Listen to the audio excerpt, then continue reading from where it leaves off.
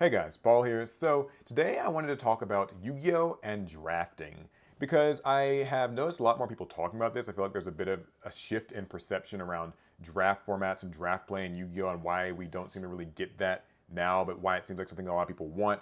So I was just going to throw my hat in the ring, share some of my opinions, and hear what you guys think about it.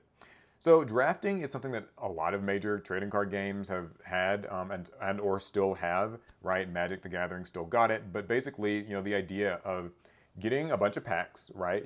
Some friends sitting around a table, getting a bunch of packs and opening the packs, picking some cards from them, passing it around. We've done this in videos. It's been a lot of fun. Yu-Gi-Oh itself actually used to have a really big like drafting scene. You might not know this, but when new sets would release in Yu-Gi-Oh, there would usually be like a constructed kind of advanced format tournament, but then also usually a draft like tournament as well. When I was a little kid, I played Yu-Gi-Oh at Books a Million, just a major bookstore, kind of similar to a Barnes and Noble you might recognize.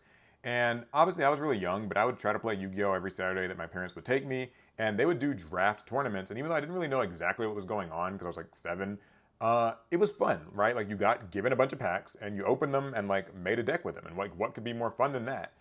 And like drafting, I think worked really well in old school Yu-Gi-Oh for a lot of reasons. Obviously, Yu-Gi-Oh is like really popular back then, maybe more so than it is today.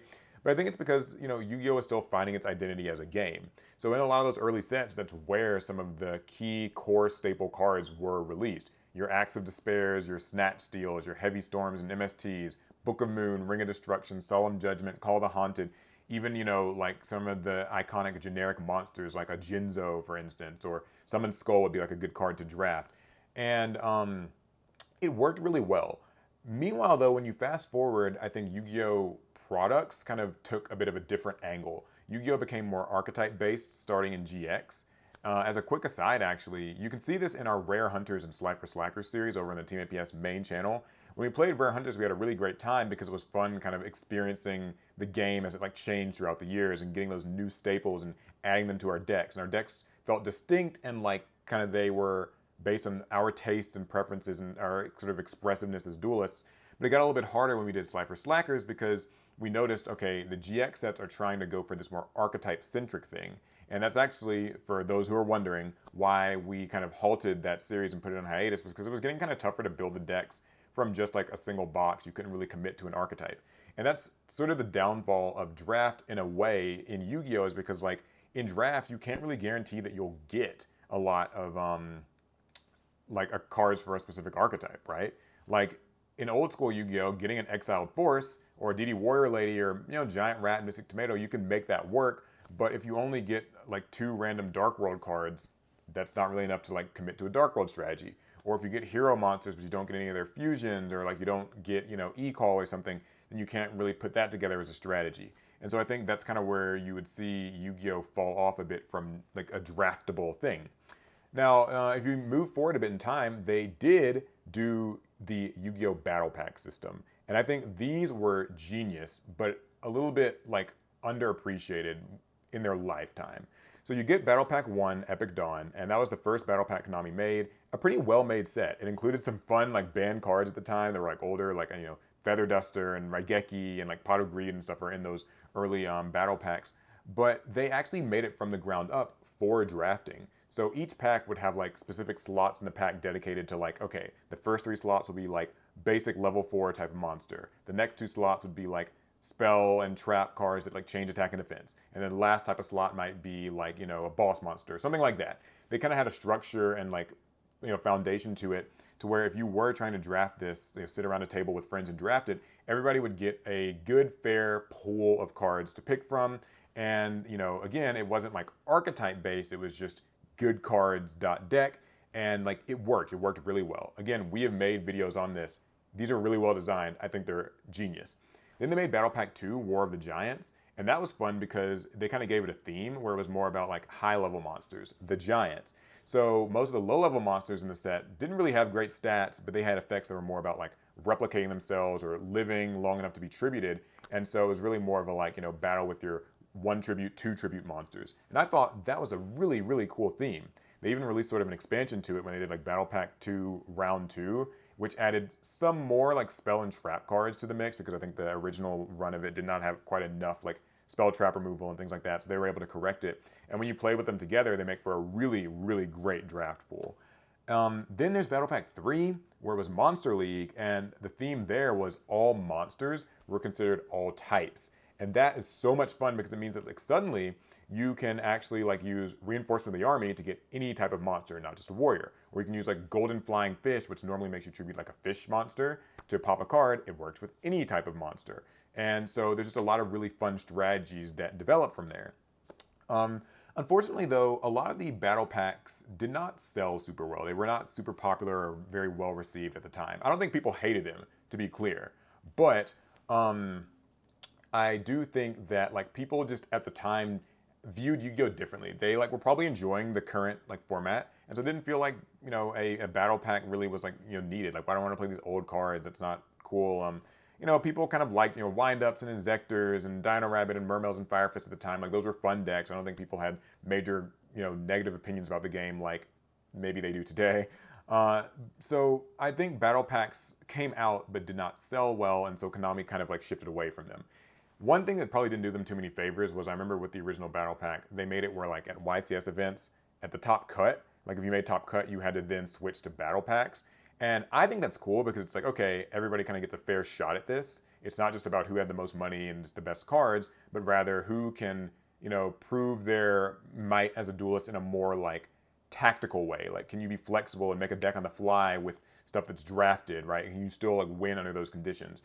But a lot of players didn't really receive that super well, so I think that's probably why Konami pretty swiftly stopped that, and eventually just got rid of the battle packs. You could argue that maybe Speed Duel has kind of taken the role of the battle pack because they have like those box sets with like 8 decks, and that's pretty cool. I wouldn't exactly call it like a draft thing, but it's something in that neighborhood. But you fast forward to today, and we're in a bit of a different like landscape. We've got this interest, this like hyper interest in like snapshots, GOAT format, Edison format, Duelist Alliance era, even like Tengu plants. People seem really hungry for an alternative way to play Yu-Gi-Oh! I know I complain about modern Yu-Gi-Oh! A lot on this channel. I'm trying to like dial that back some, but modern Yu-Gi-Oh! Very much is a case of like, you're either in it or you're not. You either like the high octane, high combo, super high power level of play, or you kind of don't. You've got people who want to go back or want to play at a lower power level. And so I think that as a result of this, we've seen people make their own formats. We've seen Trinity format, we've seen Domain format, we've seen Yu-Gi-Oh! Master Duel Arena, like, Simo made that, and I played that recently, and it was a hell of a lot of fun. Like, just playing like a draftable Yu-Gi-Oh! It's just such a breath of fresh air. The games go longer, the deck building feels more expressive and unique, and just the power level's lower. It's fun, and each duel is different than the last, so it's cool. There's been like more of an interest in people building their own cubes and trying to play that. I think that if battle packs were released today, they might be better received than they were in like 2012, 2013. And I, for one, would love to see the release of a Battle Pack 4, particularly because Yu-Gi-Oh! Speed Duels has just recently announced that that's ending. Rest in peace. I love Speed Duel. But maybe this could be a time for Konami to experiment with like a Battle Pack 4.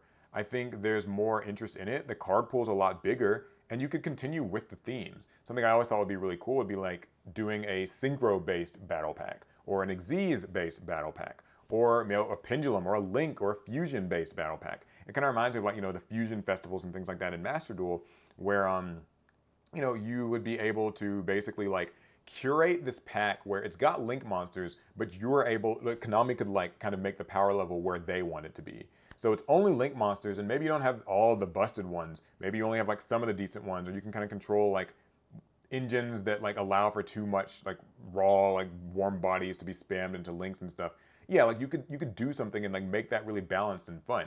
I think people would really like it, especially if you like themed the 5Ds one around, or the Synchro one around like 5Ds, or the Xyz one around like Zexal. That could be a lot of fun. I think players would really take well to that.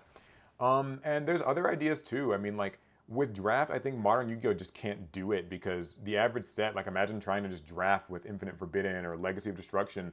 A lot of times you won't have the foundations of some of these archetypes because like you needed to get early Snake Eye cards in order to play like new Snake Eye cards, or maybe you can't really draft like a Fiendsmith deck because one of the cards is secret, and so that's just not going to really work. So I think like modern Yu-Gi-Oh! Like sets just aren't built for drafting. You have to kind of build it separately and from the ground up intended to be drafted, which is cool, and I want Konami to do that. And it seems like now more than ever is the time when that's like a very welcome thing. It's still crazy to me that Yu-Gi-Oh! Master Duel doesn't even offer like a draft format. Even weirder because like Legacy of the Duelist, the game that sort of came before Master Duel, actually had Battle Pack Draft in it, and Master Duel doesn't. So it's like certainly a thing that they've implemented before. I'm sure Konami wants to like find a way to like monetize it, but from what I've heard, Hearthstone kind of does that whole thing themselves too, where they like you pay a certain amount of gems or in-game currency, and then you are actually able to like get a draft and play X amount of games with it, and then you can like pay some gems to get a new draft and like play it like that. That could be fun. I don't know. I would like to see a return to draft. I think it's just a fun, more casual way to play, a little bit more low octane, tests a different skill set as a player, as a duelist, and it's just a breath of fresh air. So hopefully Konami maybe sees this video or something, or sees people's demands for it and tries out draft, and hopefully it's something that could work. We'll see. I'm not holding my breath, but let me know. What do you guys think? I mean, like, have you drafted before? What sets did you draft with? Have you made your own custom, like, cube or something to play with your friends? I'd love to hear about it. And yeah, without further ado, I will see you guys in the next one. Faster.